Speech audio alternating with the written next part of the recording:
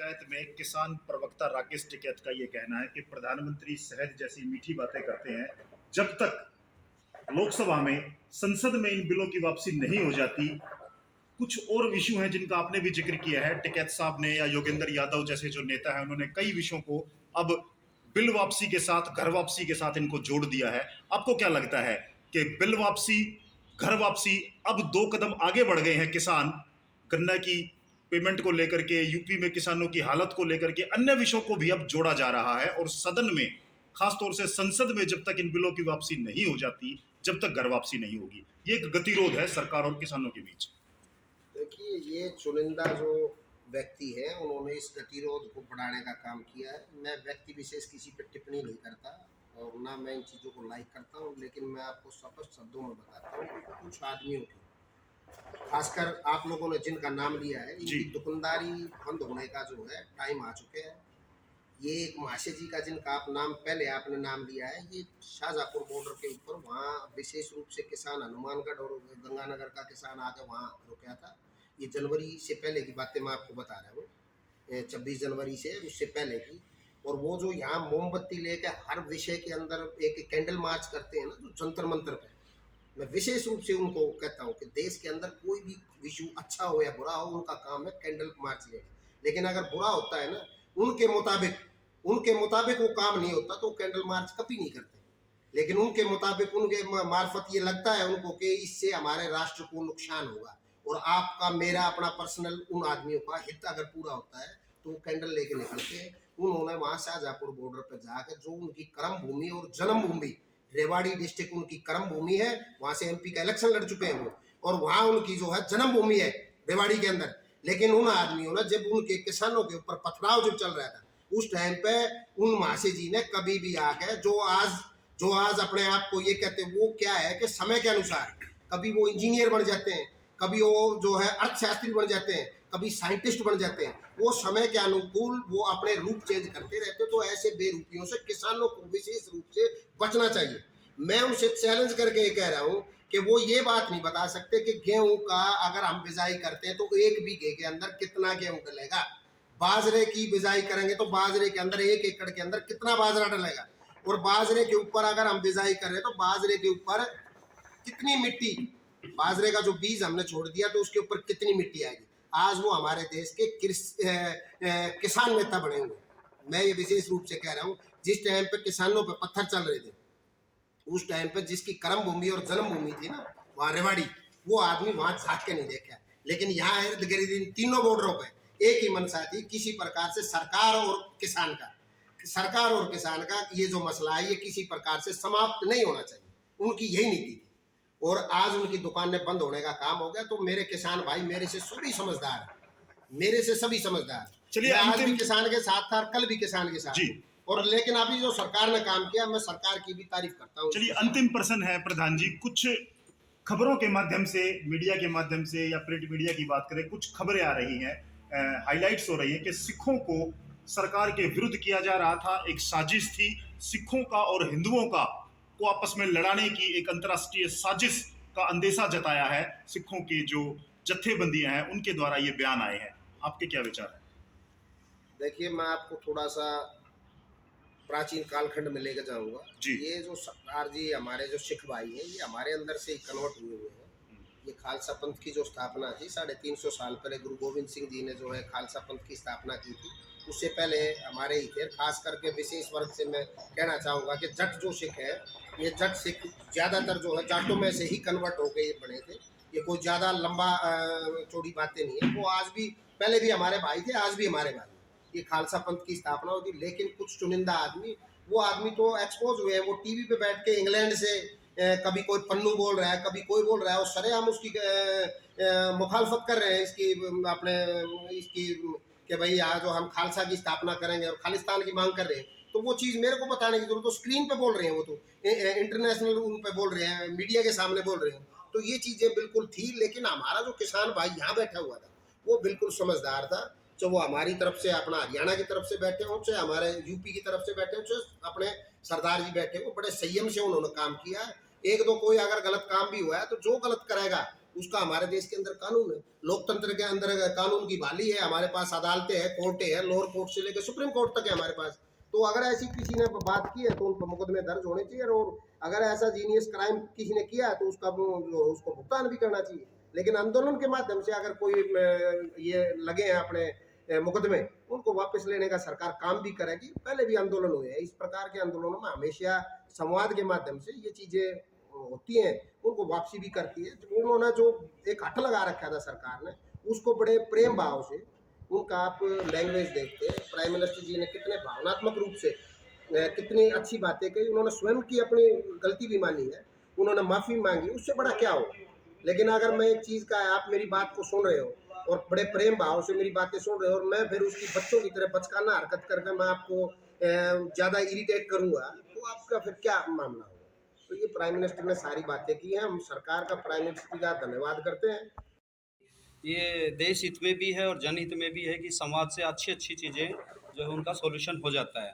पर आप किस नज़रिए से देखते हो कि संवाद की पहल कौन करेगा? किसान आंदोलन जैसे खड़ा कर रखा है, सब कुछ हो चुका है, आपने कह दिया कि वो वापस भी ले लिए गए हैं, लेकिन फिर भी लोग डटे हुए हैं, चंद लोग, क्योंकि आम लोगों हमने नहीं देखा जब कर दिया तो। लेकिन अभी संवाद की पहल कौन करे, ये क्या कहते हो आप इस बात? देखिए, मैं आपको स्पष्ट बताता हूँ कि संवाद की पहल हमेशा वही आदमी करता है जिसको पीड़ा होती है।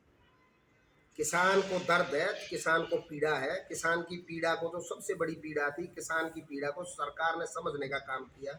अगर आप किसी चीज़ का आंदोलन कर रहे हो और उस आंदोलन के विषय में अगर आप सामने वाले को, सरकार को या किसी दूसरे पक्ष को आप कोई अपनी पीड़ा बताओगे नहीं, तो आपके आंदोलन की रूपरेखा, आपके आंदोलन की दिशा का कैसे पता लगेगा। तो पीड़ा तो हमारे किसान भाइयों को, हम भी किसान हैं, तो अगर हमारी सबसे बड़ी पीड़ा को सरकार ने सोल्व किया है, तो हमारी जो छोटी पीड़ा है, कोई हमारे मसले हैं जो छोटे छोटे हैं, खास करके बिजली बिलों का है, पुरानी का भी रख रहे हैं। जैसे हमारे ऊपर हमारे किसान भाइयों को जो है इसमें क्या नाम है अपना, किसान भाइयों को इसमें बिजली के और कई चीज़ों का मसला है इसके अंदर, और ये मुकदमों का है खासकर।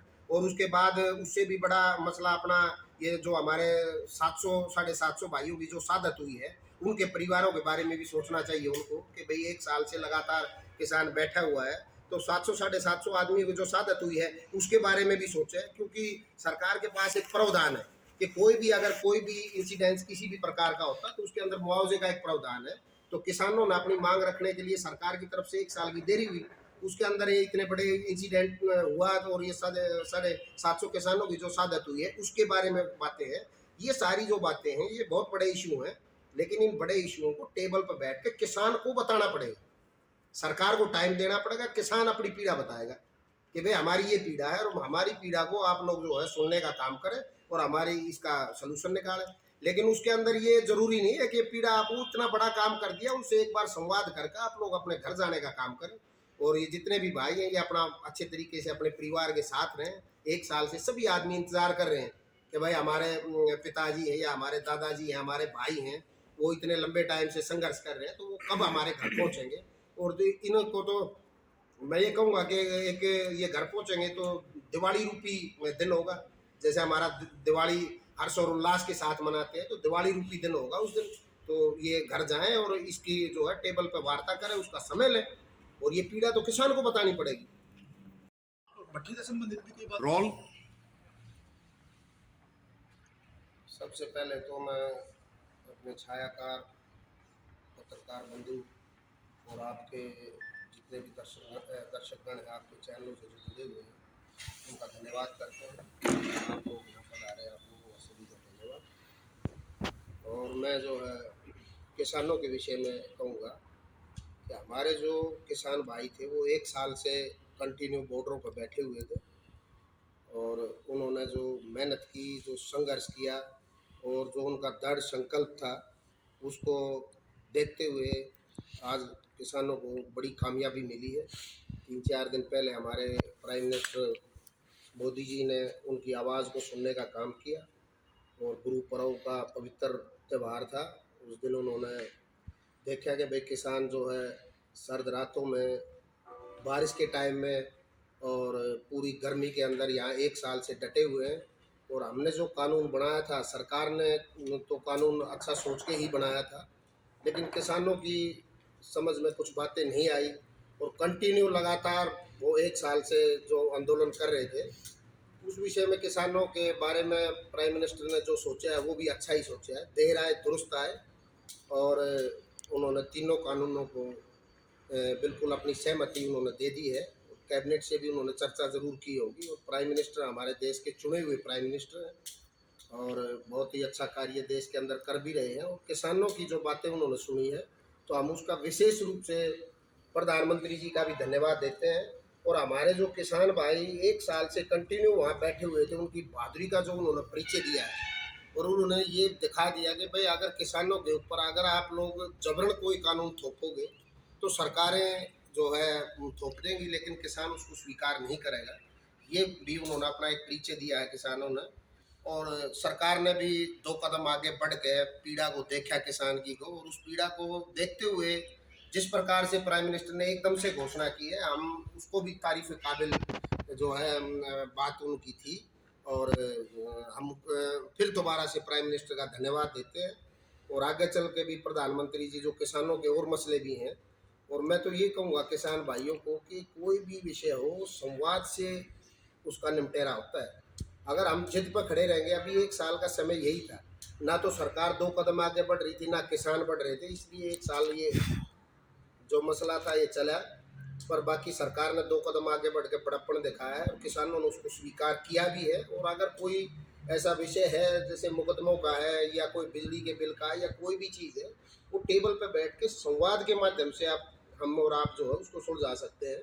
तो ये जो छोटी मोटी बातें हैं, हम तो यही अपील करेंगे किसान भाइयों से कि विश्वास पे दुनिया कायम है, और विश्वास सरकार का करना भी चाहिए। चुने हुए प्राइम मिनिस्टर हैं, उन्होंने अगर कोई बात की है तो उनकी बात का हमें हमारे को जो है ना दम रखना चाहिए कि प्रधानमंत्री जी ने तीनों कानूनों को, कृषि कानूनों को रद्द किया है। छोटी मोटी अगर कोई विषय है, कोई भी अगर बड़ा भी इशू है, तो संवाद के माध्यम से उसको सुलझाने का काम करें। और अभी ये सर्द रात में दोबारा से शुरू हो गई है, और काम का टाइम भी आ गया, हमारा कणक की बिजाई हो चुकी है। तो किसान भाइयों से हम भी अपील करते हैं, गुड़िया काप चौरासी के प्रधान होने के नाते से एक सामाजिक हमारी प्रतिष्ठा भी है। और हमने आंदोलन के अंदर भी काफ़ी लंबा समय कंटिन्यू 6 महीने तक दिन रात में भी आंदोलन के अंदर पूरी भागीदारी मेरी रही है। कोरोना का समय आ गया था, हमारी खाप ने कुछ निर्णय लिए थे, उसकी वजह से हमारे को थोड़ा सा उसके बाद में आया था घर।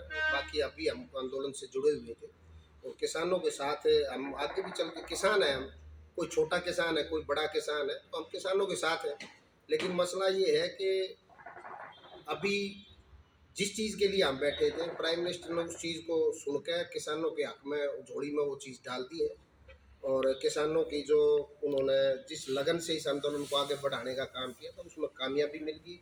लेकिन अभी कुछ आदमी अगर अपना निजी स्वार्थ के लिए लंबे टाइम तक भाई अभी हम बैठेंगे ये करेंगे, तो भोले भाले किसान को, एक किसान जो जेन्युइन किसान है, वो अपना काम को छोड़ के बैठे हुए हैं, और वो काम को छोड़ के यहाँ बैठे हुए हैं। 1 साल उनको हो चुका है, 2-3 सीजन उनके खेती के निकल गए। अब भी अगर अपने निजी स्वार्थ के लिए कोई आदमी अगर उनको बरगलाने की कोशिश करता है, तो मैं तो उन भाइयों से भी हाथ जोड़ के एक ही विनती करूंगा कि आप अपने जो स्वार्थ हैं, निजी स्वार्थ, उनको कहीं और पूरा करो। और किसानों के साथ ऐसा मत करो कि भोले भाले किसान को आप और कुछ कि अभी ये मामला हो गया भाई, ये तीनों कृषि कानून रद्द हो गए, तो उसके बाद इनको नया कोई शगुफा छोड़ के कि आपका ये नहीं होगा वो नहीं होगा, ऐसा कुछ नहीं होने वाला है। किसान भाई आराम से, अगर उनकी जो 2-3 मांगे हैं, ये वाजिब मांगे हैं इनकी, इन मांगों को टेबल पर बैठ के संवाद करें, और संवाद के माध्यम से इन चीज़ों को सुलझाने का काम होगा। और सरकार को भी सुननी चाहिए, और मेन जो मुद्दा था उसको सरकार ने सुनने का काम भी किया है। तो इसको इशू ना बना के किसान भी अपना घरों में वापस जाने का काम करें। उनके बच्चे भी हैं, बड़े बड़े जो बुजुर्ग किसान हैं, उनके पोता पोती सारी फैमिली उनका इंतजार कर रही है, उनके स्वागत में लोग पलके बिछाए बैठे हैं। तो वो अपने घरों पर जाके, और जो भी छोटी मोटी बातें अभी रह गई हैं या बड़ी भी बात है कोई, उस बात को टेबल पर बैठ कर रखो, संवाद से होगा। संवाद के बगैर कोई भी काम, कभी भी कोई भी इशू हल नहीं हो सकता। तो मेरा तो यही अपील है। बाकी किसान भाई भी समझदार हैं, लेकिन कुछ आदमी होते हैं इस टाइप के कि उनका अपना कोई, क्या पता उनका क्या स्वार्थ है। मैं किसी व्यक्ति विशेष का नाम भी नहीं लेना चाहूँगा, लोग बाग सभी समझदार हैं। और ना ही किसी पार्टी बेस का। ये किसान का सरकार का मसला था। हम किसी सरकार को या किसी को भी हम ना दोषी ठहराते, डायरेक्ट किसान का और सरकार का मसला था। इसके अंदर काफ़ी लंबी वो चल गई। अब लेकिन जो चीज़ें अभी जो तीनों कृषि कानून जो अपने रद्द हुए हैं, उसके बाद अगर कोई भ्रांति फैलाता है तो मैं इस चीज़ को जो है लाइक नहीं करता, और भ्रांति फैलानी नहीं चाहिए। अगर कोई छोटा मोटा इशू हो उसको उठाने का काम करना चाहिए। रोल। अभी जैसे आपने कहा कि आप कहीं न कहीं किसान इतने दिन से बैठे थे, आपके दिल में भी दर्द था किसान के हित में लेके, और सरकार ने उनकी देर आए दुरुस्त आए, जैसा भी उन्होंने जो भी कुछ किसानों के लिए किया या बैक फुट पे गए हैं। तो अभी जो टिकैत साहब हैं और ये जो किसान के जो वरिष्ठ नेता अपने आप को कहते हैं, वो लोग नहीं मान रहे हैं, तो इसमें क्या राजनीतिक रंग आप देख रहे हो, या फिर आप उस पे क्या कहना चाहते हैं? देखो ऐसा है, अगर आप समाज के अंदर गलत तरीके से या किसी भी आंदोलन के अंदर आप गलत तरीके से चलोगे, आज जनता बहुत समझदार है, उसको एक्सपोज करेगी। वो आदमी, कुछ आदमी तो पहले एक्सपोज हो चुके हैं। बाकी हम इस चीज़ को पहले इसलिए नहीं कह रहे थे कि हम इस चीज़ के को लाइक कर रहे थे भाई किसी भी प्रकार से सरकार को इन तीनों कानूनों को वापस लेना चाहिए, इसलिए हम भी नहीं बोल रहे थे। लेकिन अभी तीनों कानूनों को वापस ले लिया है, तो जो इस प्रकार की भ्रांति फैला रहे हैं लोग, उनका अपना निजी स्वार्थ है। कई बार क्या होता है कि ये जो मीडिया होती है ना, ये भी एक बीमारी है, मतलब लत में पड़ जाता है आदमी के। 24 घंटे आप माइक और स्क्रीन के ऊपर जो आदमी रहता है ना, जो चेहरा पूरे राष्ट्र के अंदर उसको दिन रात उसका टीवी पे चलता है, तो उसका भी चस्का आदमी को पड़ जाता है। तो कुछ आदमी है इस टाइप के, वो टीवी के बड़े शौकीन हैं और फोटो खिंचाने के बड़े शौकीन हैं, तो उनकी दुकानें बंद होने का काम हो गया। क्योंकि किसान भाइयों ने जो मांगे रखी थी किसानों की पूरी होगी, और उन्होंने संघर्ष किया। और मैं तो आपको ये बता रहा हूँ कि जो संघर्ष से कोई भी चीज़ की प्राप्ति होती है वो इतिहास बनता है। अगर संघर्ष से प्राप्त की हुई चीज़ होती है वही इतिहास बनता है।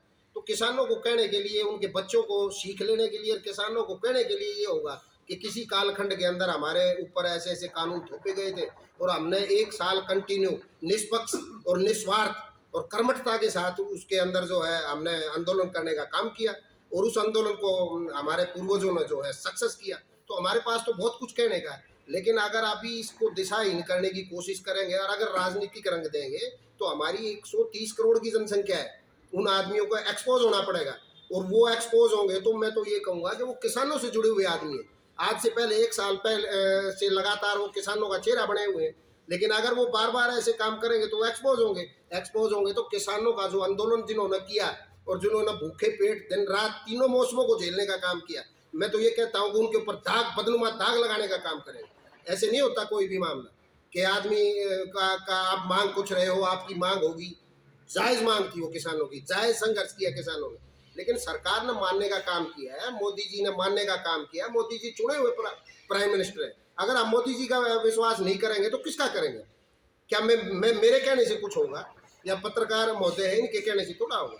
जो कैबिनेट के इंचार्ज है, पूरे देश के प्राइम मिनिस्टर है, चुने हुए प्रधानमंत्री है, उन्होंने अपनी भाषण में ये बातें कह दी। तो ऐसी भ्रांति अगर फैलाने का कोई काम करेगा तो वो आदमी एक्सपोज होगा। तो कहीं न कहीं ऐसा लगता है कि गुलिया खाफ इस किसानों के हित में सोचने पे अच्छी, उनकी जो सोच है वो बढ़िया है। तो अभी आप फ़िलहाल जो आपका नज़रिया है वो अपने किसान भाइयों को डायरेक्ट संवाद में आप क्या कहना चाहोगे कि किस तरह से इसको निपटाया जाए या फिर अपने घर वापसी की जाए? आपके क्या विचार होंगे इसमें? देखिए, मैं तो अपनी तरफ से, अपनी गुड़िया खाप की तरफ से एक ही अपील करता हूँ कि जो ये कृषि कानून बिल था, ये सेंट्रल गवर्नमेंट ने लागू किया था, पूरे देश के अंदर लागू था। लेकिन जिन आदमियों को इसकी समझ थी, जिन आदमियों को इस के अंदर खामियां महसूस हो रही थी, उन आदमियों ने लंबे टाइम तक, 1 साल तक कंटिन्यू यहाँ जो है आंदोलन किया। हमने उसका समर्थन किया, आज भी हम समर्थन करते हैं।